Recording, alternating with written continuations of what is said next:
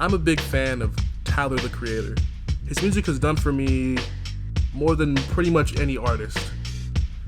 I think it's mainly his personality and his worldview that kind of seeps into his music in a way that creates something new. He never loses his drive, and his influences are constantly changing and evolving.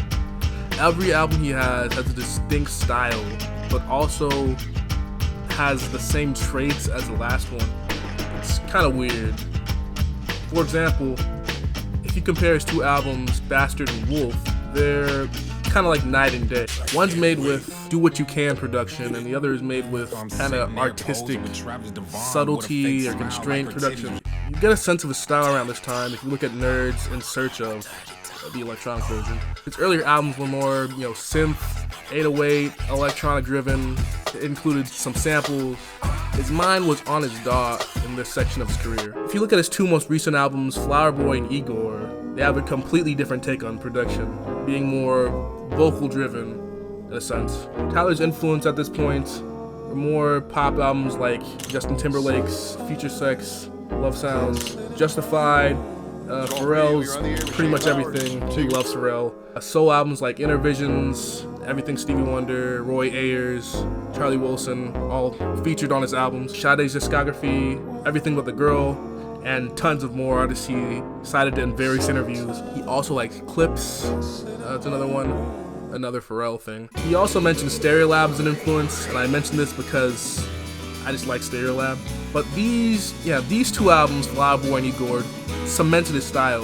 The one he has now with all the flamboyant dance production and the Frank Ocean way of including artists with having like 12,000 artists on one vocal track, and you know what I mean. But the album that doesn't follow any of these styles is Cherry Bomb. Cherry Bomb is the middle ground between these two styles. It kind of gets criticized for its kind of meandering between them and not really choosing a style. He wasn't really sure about what he wanted to do with the album. His lyrics were still pretty edgy in tracks like Buffalo and Darkis Latifah. The mixing was very poor sometimes, like in the track Cherry Bomb, and the whole thing just felt unfinished to a lot of reviewers. Some people critically panned it.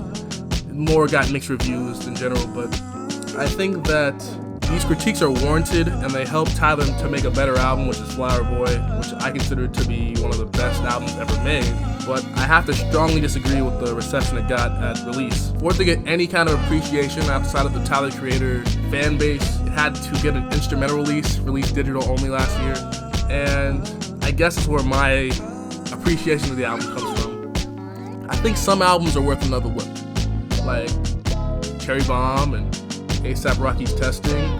They have more to them than the first or second listen.